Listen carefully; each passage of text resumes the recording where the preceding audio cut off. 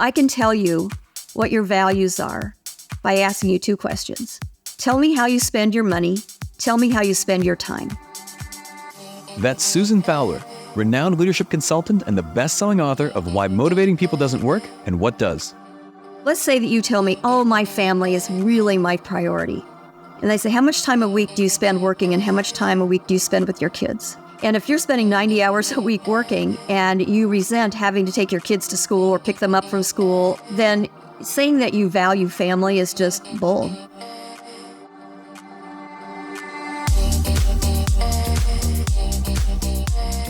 I'm Michael Mogul, founder and CEO of CRISP, the nation's #1 law firm growth company.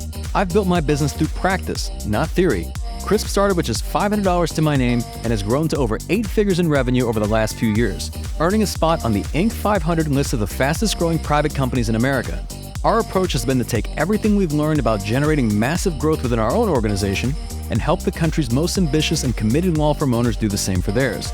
In each episode of this podcast, I sit down with innovative market leaders from the legal industry and beyond to learn from those who thrive in the face of adversity, challenge the status quo, and define what it means to be a true game changer. I sat down with Susan Fowler to discuss why attempting to motivate people is a losing proposition, the psychological needs that all high-performing team members have, and how to create a working environment that enables you and your team to thrive. There's so much external motivation and pressure, billable hours, prestige clients, win, win, win. It's an unhealthy environment. If you look at the most successful people you know, not only just financial success or status, but also you sense that they're just a good person. They have a sense of peace. They have a family life that's rewarding in multiple ways. They're not the people who have won at all costs. That's coming up on the Game Changing Attorney podcast.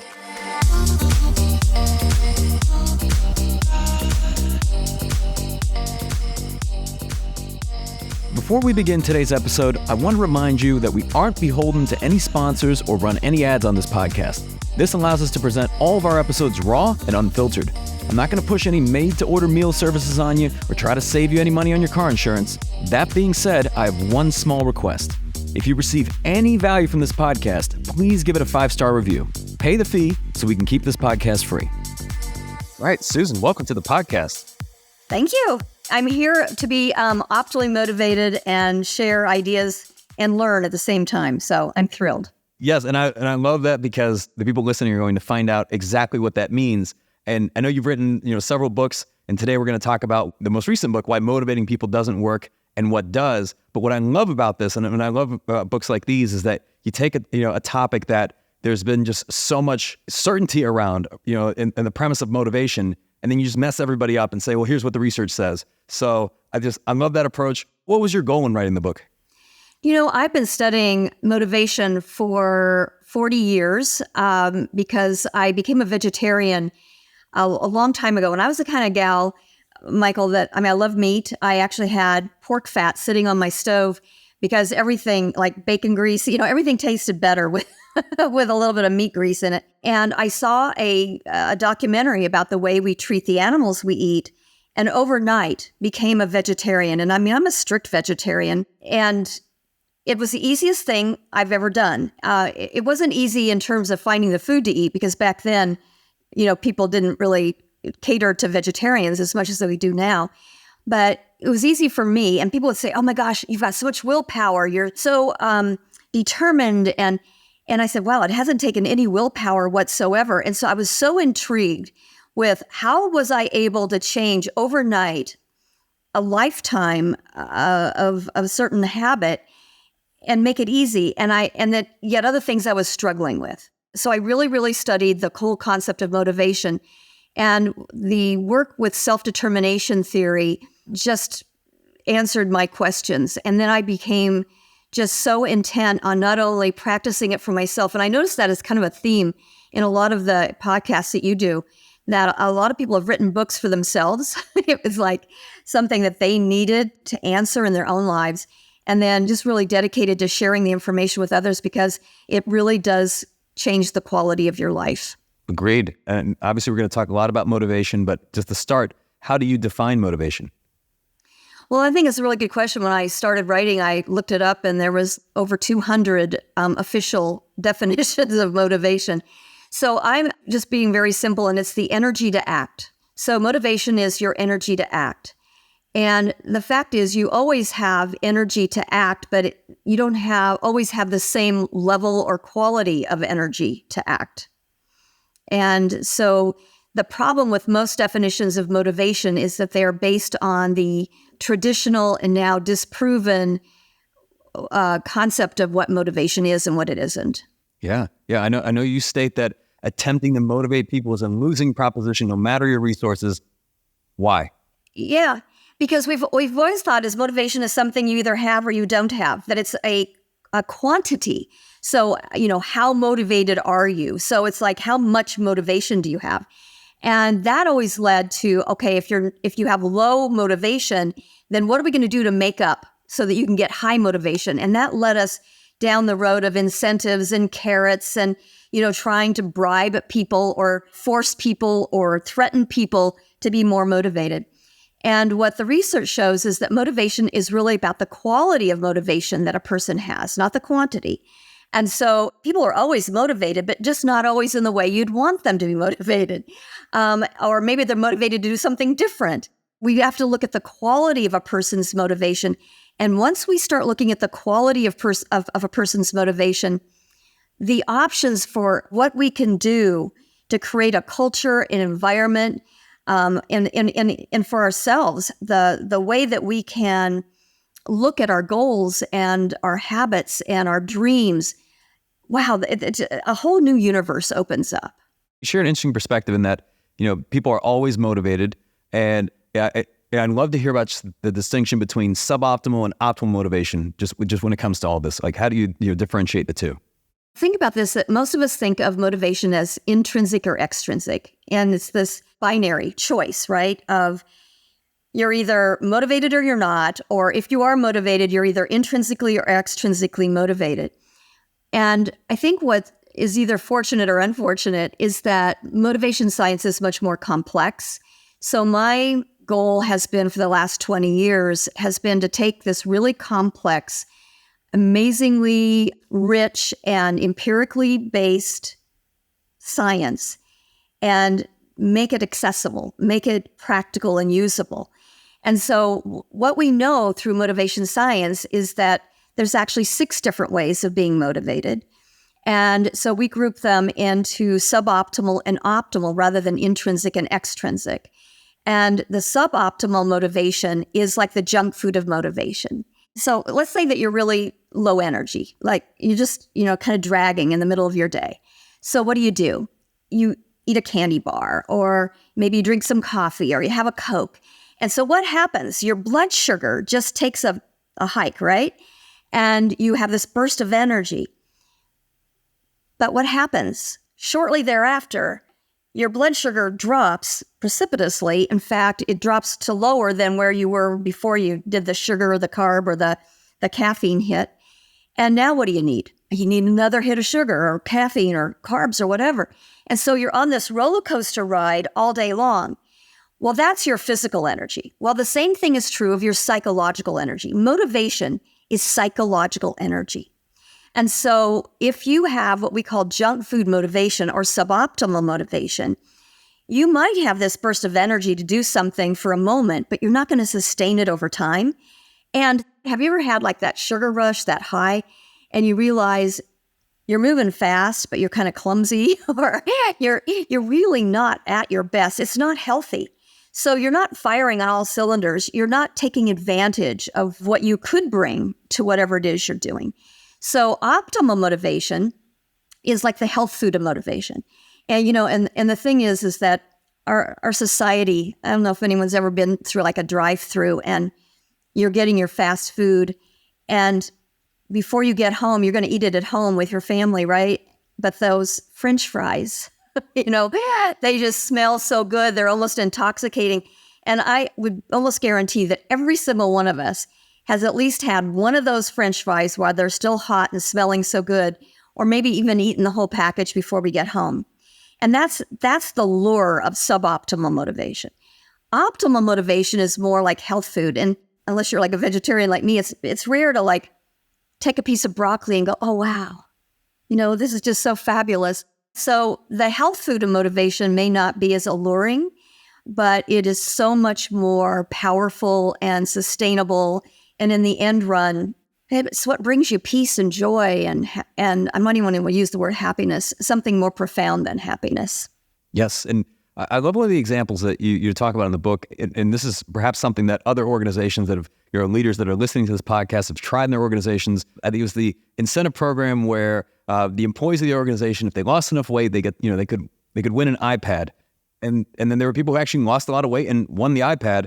But then I think you found that after following them 12 weeks after winning the prize, that the majority resumed their old behaviors, they regained the lost weight, and many even added more weight.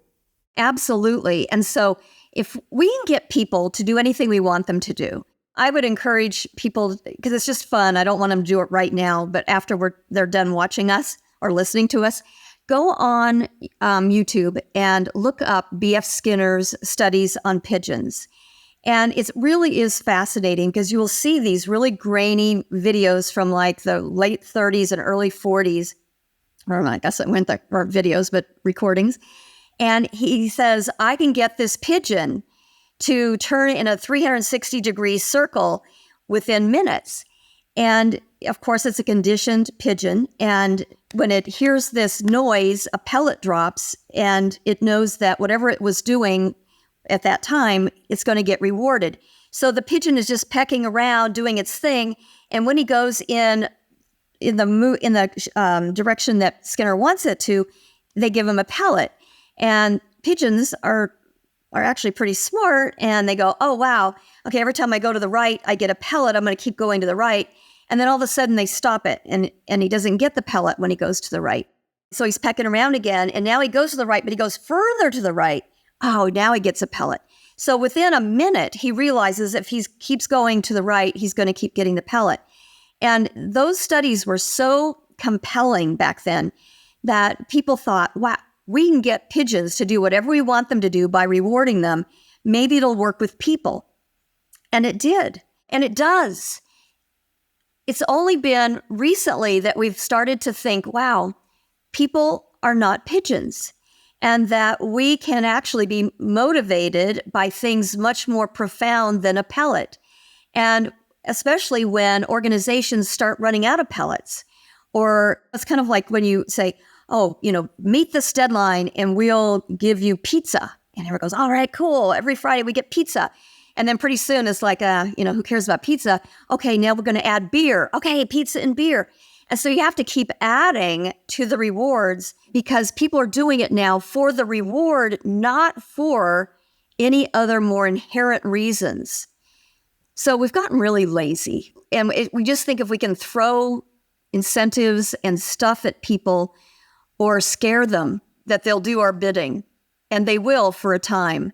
But but even then, I would say it's not people bringing them their best selves. You're not getting the most creative work. There's so much research around when people are suboptimally motivated, they may achieve the goal, but there's less creativity. The quality of the achievement is not as good as if they were optimally motivated, and they're less likely to turn around and do it again or sustain that behavior. Yeah, agreed. And so given that we are more, I guess, complex beings, and you discussed the three psychological needs of autonomy, relatedness, competence. Could you speak to those and also perhaps what leaders can do to support those needs in their team members? Yeah, and let me explain those three terms. Optimal motivation depends on three psychological needs, and these are called nutriments. So if you think about your physical energy, we need nutrients in order to create physical energy. And as I said, motivation is psychological energy. So we need the complement of that, which is what they call nutriments. And what the research shows is that there's three psychological needs that are absolutely mandatory to thrive and be optimally motivated. The research says that they're autonomy, relatedness, and competence. My first book, my first version of Why Motivating People Doesn't Work and What Does, was translated into 14 languages, and I used those scientific terms, autonomy, relatedness, and competence. And then I did a second book called Master Your Motivation, And then we were doing the revision of the first book, and my publisher said, we can't keep using those terms because they're too hard to translate and they're not accessible enough. So I went to the fathers of self-determination theory, Dr. Edward Deasy and Dr. Richard Ryan, and I said, I'd like to change autonomy, relatedness, and competence to choice, connection, and competence. And they gave it their blessing. So I'm going to use those three terms if it's okay. And so what we find is that if people don't feel like they have autonomy or choice, they don't feel like they're in control of what they're doing, that they will not be optimally motivated. And if any one of these three psychological needs is missing, then we're not going to experience optimal motivation because it's like a domino effect. One affects the other. They're very integrated. The second one is connection. And connection means that you have a sense of purpose. This is really important, that you're contributing to the greater good, not to a tribe where I'm in and you're out, but to the greater good, the welfare of the whole, which is a real mistake that most of us are making in our lives right now with all of our tribalism and thinking that I belong to a gang, a group, a political party, or whatever it is. And we don't have a connection to the greater good, the welfare of the whole. And so connection is a really big umbrella. It's so critical, and it has to do with being connected to your values. Do you even know what your values are in that sense of purpose? And then competence is not necessarily being a master of something. It is feeling that you're growing and learning. So it's like if you're on the ski slope and your goal is to do double black diamond, slopes, but you're on the bunny hill, not parallel skiing, you're doing the thing with your skis are all crossed, and you're like, oh my gosh, you could say, oh, I'm not optimally motivated because I'm not on that double black diamond. Or you could say, and this is what happens is, wow, I actually made it down the hill today without falling. Or at the very end, I turned my skis and I was in a parallel motion. And so competence means that you might be on your way to mastery. For anybody who's got children or is around children, let me just give you three really quick examples that you'll see every day of these psychological needs at work. So think about when you're feeding a baby and you go to put that spoon in the baby's mouth. How often does that baby either try to reach for the spoon, and he doesn't have the competence to even find his mouth, and that's why you have carrots and peas all over his face. Or if he's not ready for that next bite, he will shut his mouth and you can't pry it open, right? So that's his need at a very young age for choice and autonomy. Think about speaking to a toddler, or let's put it this way. Let's say the toddler wants to speak to you, and maybe the toddler is like, kind of hanging on your shirt or trying to get your attention, and you're finally like listening to the toddler. Have you ever had a toddler literally take your face and turn it so that they're looking at you? Because they want that connection. They know that there needs to be that human connection. And we are social animals. We need that sense of connection.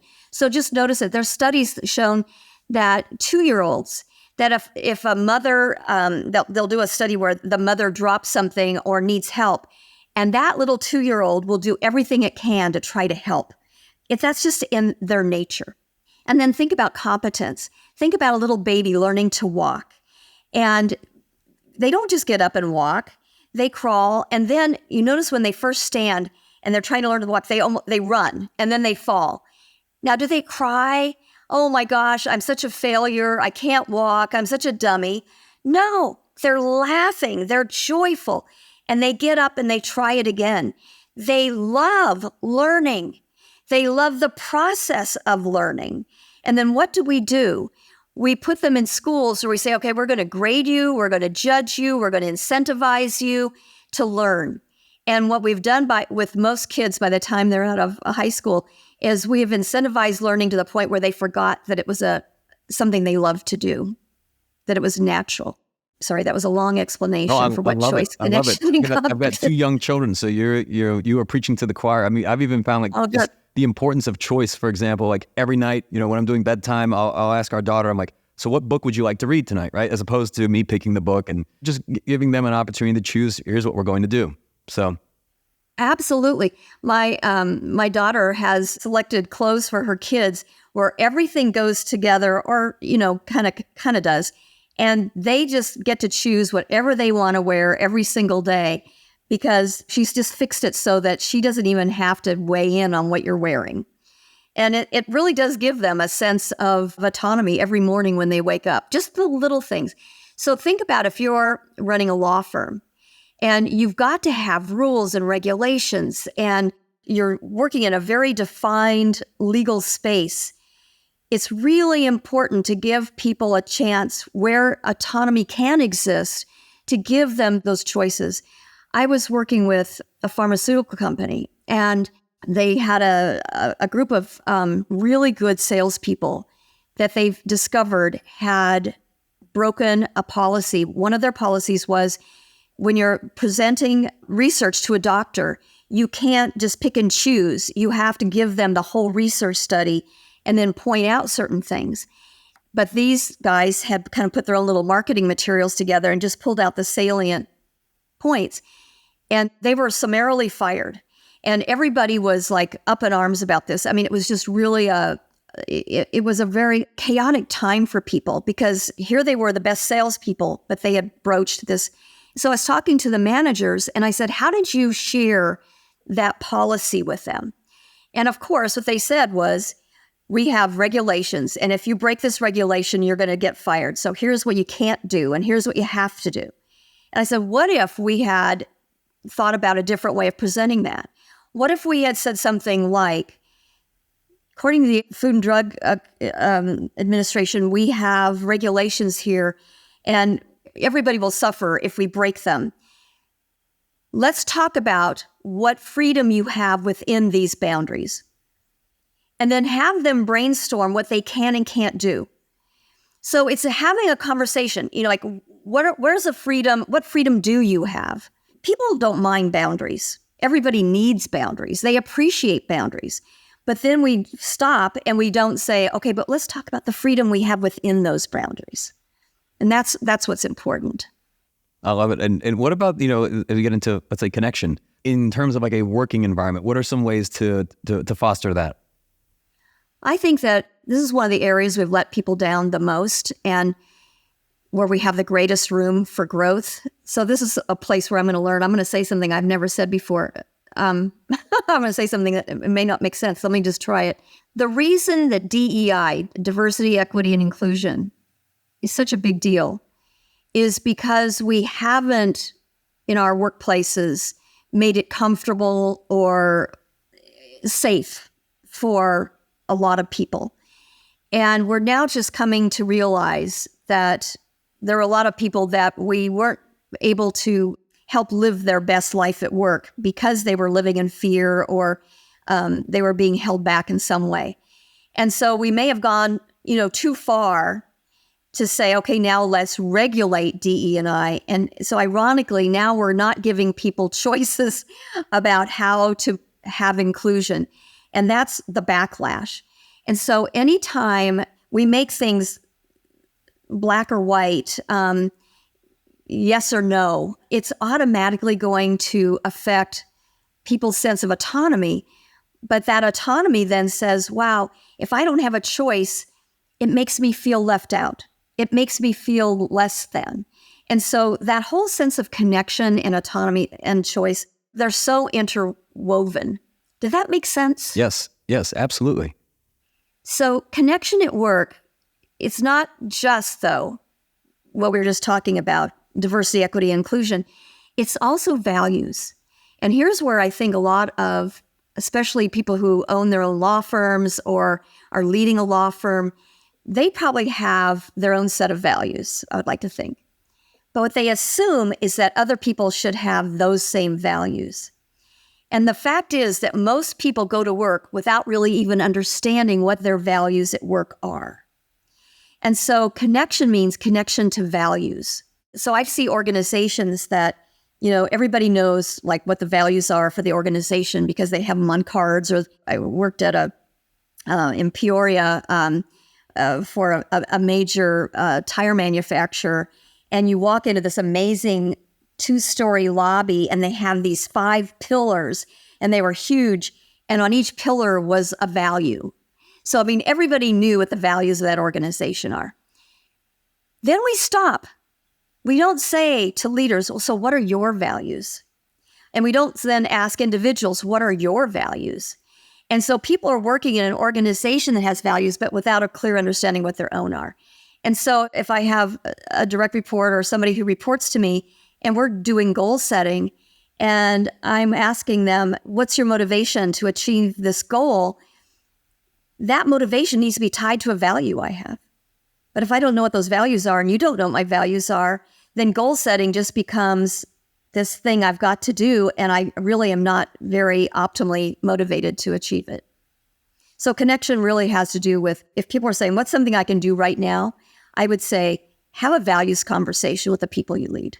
Yeah. Say, yeah, these are the values of the organization, but here's what I value. And maybe what you value is really hard work, working 90 hours a week. And that's how you've made it to the top. And then you look at other people and they've got families and they've got, they're going on vacations and you're going, you're not going to make it to the top like that. And so there's a mismatch of values there that needs to be discussed because it's there. The tension is there, but the conversation hasn't happened. I can tell you what your values are by asking you 2 questions. Tell me how you spend your money. Tell me how you spend your time. So let's say that you tell me, oh, my family is really my priority. And I say, how much time a week do you spend working and how much time a week do you spend with your kids? And if you're spending 90 hours a week working and you resent having to take your kids to school or pick them up from school or, oh, I don't have time for dinner or I'm going to miss that soccer game or I can't go to your recital, then saying that you value family is just bull. That's not what you value. If you tell me that you're compassionate and that you're generous and that you care about others who are less fortunate than you, and I look at how you spend your money, and I don't see a percentage of that money going to people in need or helping others who are less fortunate than you, or if you're not volunteering, maybe it's you don't have the money, but you have the time. So if I ask you, how are you spending your time? How are you spending your money? That's what's going to reflect what your values are. And so I would encourage leaders to really get their own values in line. There's a difference between programmed values and developed values, and really then have those conversations with the people they lead, because otherwise connection is really a challenge. And let's say in the event a leader is having a conversation with one of their team members about their values and they determine that there's a misalignment on values, like we are mismatched, right? Like in your example, let's say the leader values hard work, the team member may not value, the same things, and let's say they value family more and spending time with their family more. What do you do in that type of situation? First of all, I think the leader really needs to ask themselves if their values are the best values, are the values that are, do you really want other people to have those values? I call it the Randy Connolly effect, and Randy Connolly is a dear friend of mine, and I remember when he first started to work at an organization that I was working with, that was him. He's going to put in the hours and he was going to be really good in the hours that he was working, but he was really clear that he wasn't going to work overtime and he wasn't ambitious because he had a young family and he had a lifestyle that was very important to him. He was so valuable in the hours that he worked. And so people said, okay, we'll just let Randy do Randy's thing. As his kids grew older and his family evolved, he started then contributing more in different ways. And today, he's one of the most beloved leaders in the organization and has actually won the most values-led person award at this company and been named the leader of the company numerous times. So I guess what I would ask for people to is look at the values of here's somebody who's really dedicated to doing a good job. It's not the hours that he's putting in. And so a lot of, I think, high achievers think that hard work and a number of hours, I'm speaking from experience here because that's always been me, the princess warrior. I'm always going to do more than anybody asks, or and I always expected that other people should do the same. And now I'm looking at that and saying, wow, how short-sighted of me. and how sad that I wouldn't be able to take advantage of people for the gifts they bring and the values they have. So I don't think there's a hard and fast rule, Michael. The what do you do is you really think about it, you talk about it. And my experience over these last 40 years of really studying this is that when values are clear, if there's a values mismatch, people opt out. And, they leave because they realize, this is not the place for me. And it seems like values can change too, right? You're allowed to change your mind, and you're allowed to I hope evolve. so. I think it's one of my favorite words is evolve. And we don't, in our society, we don't have a lot of tolerance for people who actually do evolve. If you read novels or if you watch movies, we ache for people to have that arc where they go from being a reprobate or being mean and angry or whatever to somebody who has enlightenment and awareness. And yet in our real lives, it's like, boy, you make a mistake and we're going to cancel you. People need to evolve and should evolve, and we need to give them room and space to do that. Yeah, agreed. Well, what about the last, the third C, competence? Right? I don't know if you ever heard the expression sometimes, say that, you may not like what you're doing because you're not good at what you're doing. And if you were good at what you were doing, you might like it, right? Does that have anything to do with competence? Yes. And I love that. Yes. That is that integration. So if you're, go back to my skiing example, sorry if you're not a skier. If your goal is to get to the double black diamond slopes, which are the really, all the moguls and the steep slopes, and you're still on that bunny slope 10 years from now, you are not going to be optimally motivated to ski, right? You need to see progress. And so there's been a lot of research around the whole concept of making progress and seeing progress, which is why goals are so important and milestones are so important, because then people can see that they're actually growing and learning and get a sense of, okay, I haven't mastered it, but I'm optimally motivated because I'm moving, I'm making progress. And so effective goal setting, monitoring progress is really critical. Giving people a chance to get better, to make training and development a focus in the organization. We talk about learning organizations, like everybody wants to have a learning organization. And yet, how do you feel if you're a leader and you walk into someone's office and they're reading a magazine or watching a video on YouTube? You probably go, oh, you're not working. What if they're actually learning? Do we actually give people the space to not feel guilty about learning while they're working? And so I would just ask leaders to think about what are the ways that we give people an opportunity to gain competence. And sometimes that means allowing them to fail. And, there's that really old story. I've probably been telling it for over 50 years, and it might be apocryphal, but I think it's actually real, where the head of IBM was so intent on achieving goals and had created an environment where, we really wanted people to succeed. And there was this one young man who failed abysmally and got called to his office and thought he was just going to be fired. And instead, the question was, tell me everything you know. How did you fail? Why did you fail? What would you do differently? So after the conversation, the leader says, thank you. That was really helpful information. And the young man says, you're not going to fire me? He says, are you kidding me? I just spent $1 million educating you. I'm not going to fire you. And I love that concept that we're learning from those mistakes. One of my very dear friends in life, and I taught at the University of San Diego for 25 years, and he was in the first cohort that I ever taught, is Gary Ridge, who's the CEO. Well, he was the CEO of WD-40. He's now chairman emeritus. And Warren Buffett says that WD-40 is one of the top 4 brands in the world, moats that, that you just can't destroy this brand. It's just so beautifully orchestrated and ingrained. And so that's Gary Ridge. And Gary Ridge always had a philosophy of, we never use the word mistakes. We always call them learning moments. And so it's like you make a mistake and you come into a meeting and you go, wow, we had a big learning moment yesterday. And it just changes the whole culture, that it's a learning culture, that we're constantly learning, even from our failures. So I would encourage leaders to think about how do they handle mistakes? How do they handle failures? Looking for those learning moments to build competence always. Right, right. And I want to shift gears a little bit because I know we've talked about, motivating people doesn't work, but what does? And it seems like individuals are motivated by different things, right? It's like, kind of like love languages. What resonates with one person may not resonate with another. But you state it's a bad idea, to assume you can tap into what somebody's motivations are by asking them what motivates you. Yeah, because people don't know that they're motivated by choice, connection, and competence. And so when you go, what motivates you? They're looking at things, or let's say they're motivated by money. Think about like someone who is just miserable at their job.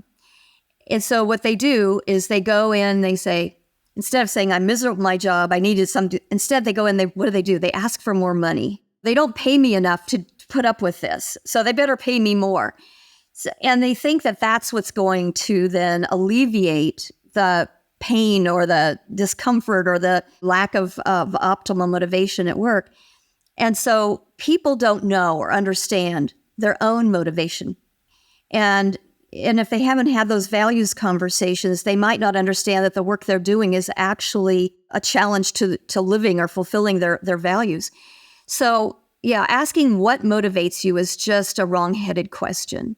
Instead, what I would really encourage leaders to do is to ask people, let's think about the choices you've made. Let's think about the choices you have. Let's think about the choices that you've made or that you have and how those choices connect to your values or to something meaningful or significant or purposeful. Let's talk about how your choices actually help you grow and learn. What have you learned from the choices that you've made?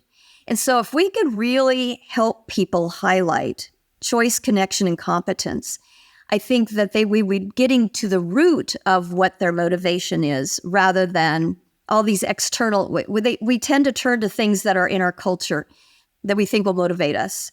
Oh, well, you don't value, so somebody who lacks connection might say, oh, well, look, I'm still in a cubicle and so has a corner office. Or somebody who feels like there's an injustice at work might then start advocating for more money. Here's an interesting thing, Michael, I think. There's a myth that the reason people leave organizations is because they have a bad manager. That's not the truth. The primary reason that people leave organizations is a sense of injustice. Now, if you have a bad manager and the organization is still endorsing that bad manager, that could be interpreted as a lack of justice. But if somebody isn't being paid fairly or being treated fairly, that's an injustice, and that is eroding connection. It also then starts to erode choice and a sense of competence. And so one of the things we really need to look at, and I think that was the good intention of all the DEI implementations, was to try to create social justice within the workplace. Asking people what motivates them is a dangerous question because it's not what motivates people, it's why they're motivated. And we need to get to people's why. Yeah, I think you give an example of saying that maybe someone outwardly could say that they are motivated by money, but their values are really family and health, and money is what enables them to support their family and to invest in their health. Thank you so much, because Dr. Jacques Forest and actually my husband, Drea Zagarmi, have done amazing research on, when we say, does money motivate people? Yes, of course it does. But the question is why? So if you're motivated by money because you want it for a bunch of external reasons, you want to buy the flashy car, you want to be seen as successful, have the prestige, the status that comes from a lot of money, then that's suboptimal motivation. But to your point, if you are wanting the money because of for family or for a cause that you are passionate about, that's very different. And then it's not really about the money, is it? It's really more about the family or whatever. So why the focus on money? We need to make money the byproduct. Just like in business, profit is not the goal. If profit is the goal, you're probably not going to get the profit. It's like being an athlete and watching this the scoreboard all the time instead of actually playing the game. And so profit is a byproduct of doing what you do well, of having a culture that creates excellence. I love it. I think you've done a better job of connecting this than anyone I've ever spoken to. It's interesting in our, in the firms that we work with, especially when we're starting out, our goal is to help them achieve some sort of revenue goal, financial goal, like just money, right? Because that's what everybody says they want. But we want to do that as quickly as possible so that no longer becomes the primary driver. And that's where all the impact happens, right? Now, money's no longer the primary value here. It's really about how do I help others and how do I support as many people as possible. But it seems like you have to make it through that step first. Well, that's why I know not everybody uses the SMART acronym for goal setting, but it was, it's pretty traditional, specific, measurable, attainable, relevant, and time-bound or trackable goals. And I changed the M to motivating because, yes, listen, you're absolutely going to set a financial goal. Absolutely. You're going to set a financial goal or revenue goal for your organization. The real question is why? And then that gets to your purpose, and that gets to what is you're really trying to accomplish? Again, I go to an organization like WD-40, and I know this from the inside out because my son-in-law actually worked at WD-40, and it was one of the best working experiences he's ever had in his life. And they really walk the talk. And the reason is, you're selling lubricant, right? And you're have revenue goals. But what they do is they just hone in on the more they sell, the more good they can do in the world, and they really understand their why, and they understand that they're building a culture that has a ripple effect in the world. I was at an airport. I happened to see Gary Ridge at an airport, and we were walking to a gate, and all of a sudden he goes, "Excuse me," and there was a workman working on one of the escalators, and he was down in the hole down there at the base of the escalator. And Gary Ridge walks over and he looks down at the guy and he goes, "What kind of lubricant are you using?" The guy goes, What are you asking for? And it was just like this concept of we have the best product out there. And that best product is going to make whatever you're doing work better. And so it's my purpose in life to make sure you actually have the best tools available. And I just saw that, I just witnessed it in just that little moment. So the revenue goal is there, but it's the why the revenue goal is there is what's important. It's all the research around money it's the why you want the money, not the money itself that's important. I read and I was trying to think of where I read this or heard you say this because I was prepping, for this interview. Uh-oh. And somewhere you said something about more people in your organization being able to buy homes than they had previously. Do you remember saying that? Or yes. Am I putting you on the spot? Over the last 4 or 5 years, we've seen more people pay down all the student loan debt, credit cards, buy homes. They're buying homes even now with the current interest rates, which I don't know if it's a good idea or a bad idea, but they're able to do it. As a leader, it doesn't get better than that. Mark Cuban was talking about all the wealth that he had. He says, but by far what makes me the happiest is how many millionaires our company has created. He says, it's not me making money, it's all the people that work with me who are making money. And so their kids are getting better educations. We're able to give more to our communities. And he just went on and on and on. My opinion of Mark Cuban just changed overnight when I heard him talking about why he was so thrilled with the success of his businesses. I love that. And that's actually, it's the why. That's a perfect segue because I read that you often ask leaders, what do you want from your people? And then you'll get answers like, I want them to work hard, hit their numbers, achieve their goals. I want their focus, etc. But then you'll ask them a follow-up question that's, well, what do you want for your people? And that gets a little bit of a slower answer. So why do you think that's the better question? I have to tell you, that's one of my favorite things to do when I'm in front of a large group of leaders and just say, okay, and I actually do it as an exercise. Okay, what do you want from your people? And they all talk, and then they're like, okay, what do you want for your people? And it's like, oh, wow. And then what's interesting is that they come up with the same things that you might want for your children. You want them to feel a sense of joy and not be afraid. You want them to have a home and to feel financially secure. And yet I've got some research here that's done by Dr. Ann Bradford. She's actually a JD. Right now, she's a PhD candidate using the framework of what I'm doing for her dissertation. And she sent me a lot of research. And let me just give you a few little insights that I hope that your law firm leaders might understand that this might be a possibility. 2016, Hazelton Betty Ford Foundation sponsored a study based on 13,000 practicing lawyers. The most striking finding was that 36%, depending on the type of measurement used, qualified as problem drinkers. And that these problem drinkers were more likely to have more symptoms of depression, anxiety, and stress. A 2020 study of binge drinking by occupation found that the legal occupation was second highest in the United States. That aforementioned Hazelton study said significant numbers surveyed lawyers reported mild or higher symptoms of depression, anxiety, and stress. And then one more thing here, because I'd like to talk about this whole thing about the Great Resignation and quiet quitting and all of that. But it says here that a study was done by Reuters in 2022 that said that law firms were close to losing nearly 1/4 of their associates in 2021.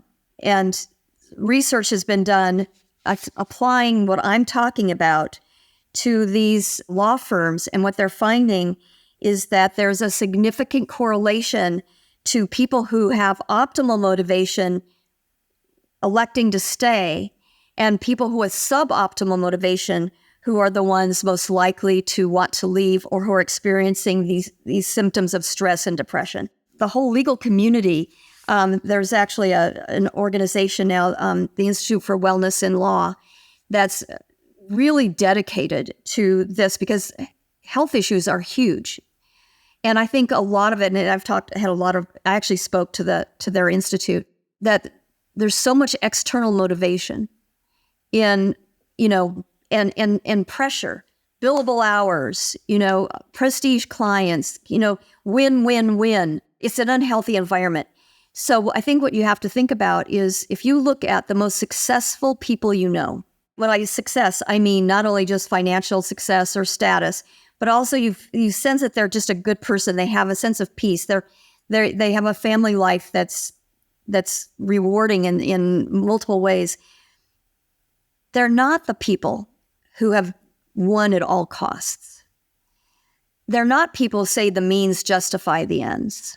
That the way we go about achieving our goals is just as important as the goal themselves. Yeah, I agree wholeheartely. And I know you mentioned you want to talk about the Great Resignation. Sometimes leaders are lost. Now there's quiet quitting. Then it's something else. I think the ultimate question comes down to how do leaders create the environment where people want to stay? Yeah, thank you. That's really important. And we've actually done our own research. We've done primary research where we've shown that when people have employee work passion, they have 5 intentions. And those 5 intentions are to stay in the organization. They want to endorse the organization.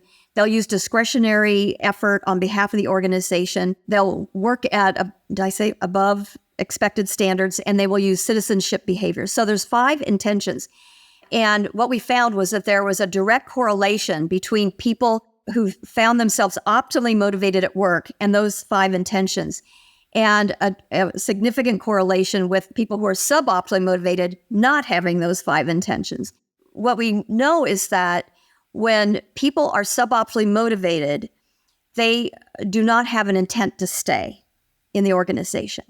And so the Great Resignation that happened, called it all kinds of things, but let's call it the Great Resignation, happened during the COVID. And it was a real phenomenon. And one of the reasons I updated my book was because there was so much amazing research that went on as a result of COVID that is fascinating.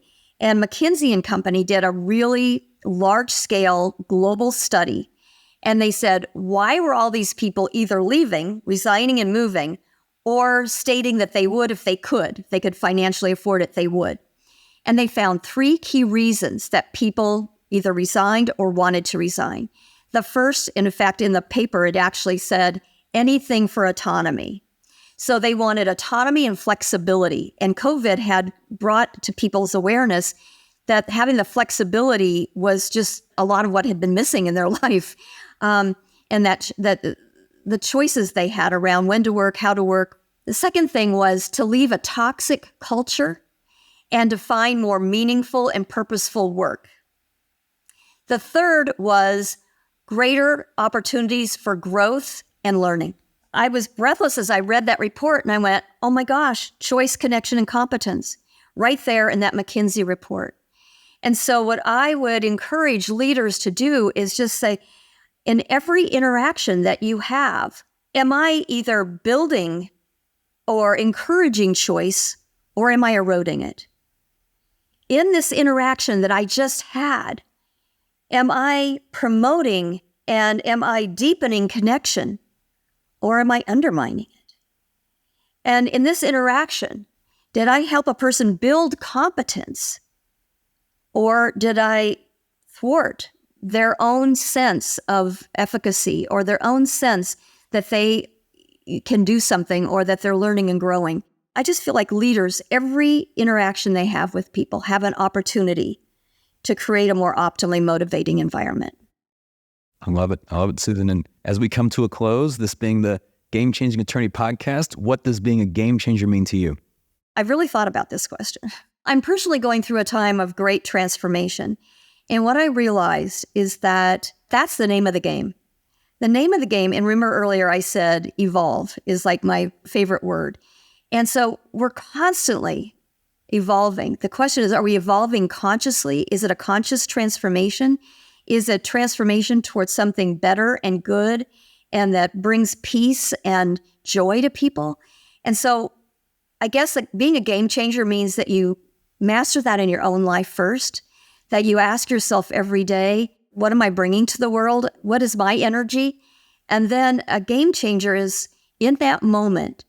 And I have to tell you that I don't think there's anything better in life is when you're interacting with an individual and you realize that you contributed to their well-being. You've contributed to their thriving.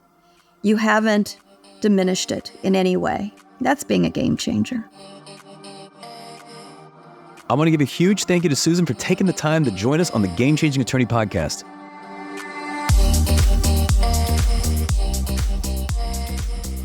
If you found this episode valuable, here are 3 free ways that I can help you grow your law firm. Number 1, download the first chapter of my book absolutely free at GameChangingAttorney.com. Number 2, you can shoot me a text at 404-531-7691 and I'll answer any question that you've got for me. And finally, number 3, if you can leave this podcast a 5-star review, it'll help us gain access to more influential thought leaders and bring their lessons learned here to you. For more information on our interview with Susan Fowler, see the show notes for this episode in your podcast app or visit legalpodcast.com.